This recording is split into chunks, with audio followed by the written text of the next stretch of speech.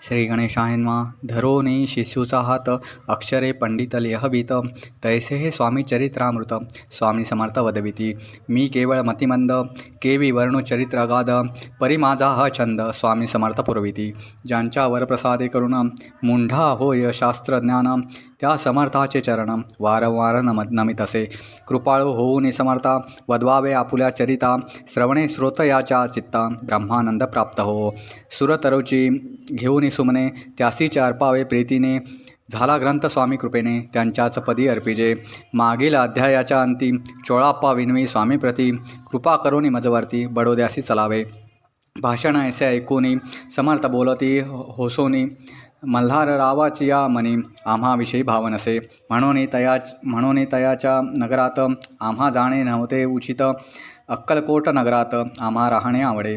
ऐसे ऐकून या वाणी चोळाप्पा खिन्न झाला मनी त्याने सत्वर येऊनी तात्याप्रती सांगितले. ऐसा यत्न व्यर्थ गेला तात्या मनी चिंतायला आपण आलो त्या कार्याला ते न जाय सिद्धीसी. परी पहाबा यत्न करोनी ऐसा विचार केला मनी मग काय केले तात्याने अनुष्ठान आरंभिले. ऐसे नाना उपाय केले परी ते सर्व व्यर्थ गेले कार्य सिद्धीस न गेले. खिन्न झाले मुकद्यांचे भक्ती नाही अंतरी दांभिक साधना ते करी तया ते स्वामी नरहरी प्रसन्न कैसे होतील. तयाने माजविले ढोंगी आणि केले नाना सोंगे भक्ती विना हटयोगे स्वामी कृपान होय. मग तात्याने काय केले सप्ताहासी ब्राह्मण बैसविले गुरुचरित्र आरंभिले व्हावयासी स्वामी कृपा. परी तयाच्या वाड्यात कधी न गेले समर्थ तात्या झाला व्यग्र चित्त काही उपाय सुचेना. मल्हार रावण रूपाने पाठविले ज्या कार्यकारणे ते आपल्या हातून होणे अशक्य असे वाटते. आता जाऊनी बडोद्यासी काय सांगावे राजे असी आणि सकळ जनांसी तोंड कैसे दाखवावे. ऐसा उपाय करून न होती स्वामी प्रसन्न. आता एक युक्ती उजून न्यावे पळवून यतीसी.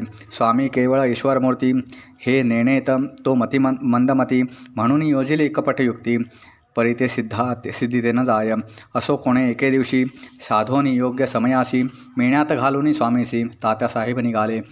कडप गावचा मार्ग धरिला अर्धमार्गी मेणा आला अंतरसाक्षी समर्थाला गोष्ट विदित झाली. मेण्यातून उतरले मागोती अक्कलकोटी आले ऐसे बहुत वेळा घडले हाही उपाय खुंटला. मग पुढे राजवाड्यात जाऊन या राहिले समर्थ तेव्हा उपाय खुंटत टेकेले हात तात्याने. या प्रकारे यत्न केले परी तितुके व्यर्थ गेले व्यर्थ दिवस गमाविले द्रव्य खर्चिले व्यर्थची. मग अपयशाते घेऊनी बडोद्यासी आलय परतुनी समर्थ कृपा बघता वाचोनी अन्य उपायने होय. परी मल्हारराव नृपती प्रयत्न आरंभित पुढती सर्व त्रासी विचारिती कोण जातो स्वामीकडे. तेव्हा मराठा उमराव यशवंत तयाचे नाव नृपकार्याशी धरून हाव आपण पुढे जाहला. स्वामी कारणे वस्त्रेभूषणे धन आणि अमोल रत्ने देऊनी त्याजवळी रूपाने आज्ञा दिली जावयाची. तो येऊनी अक्कलकोटी घेतली समर्थांचे भेटी वस्त्रे अलंकार सुवर्ण ताटी स्वामी पुढे ठेवीत. ती पाहुनी समर्थाला तेव्हा अनिवार क्रोध आला. यशवंता पाहुनी डोळा काय तेव्हा बोलले अरे बेडे आणूनी सत्वर ठोका याचे चरणी ऐसे त्रिवार मोठ्यानी. समर्थ क्रोधे बोलले. क्रोध मुद्रा पाहुनी यशवंतराव भ्यालामनी पळाले तोंडचे पाणी लटलटा कापू लागला. मग थोड्याच दिवशी आज्ञा आली यशवंतासी सत्वर यावे बडोद्यासी तेथील कार्य सोडोनी. साहेबा विष प्रयोग केला मल्हाररावावरी आळ आला त्या कृत्या माझी यशवंताला गुन्हेगार लेखिले.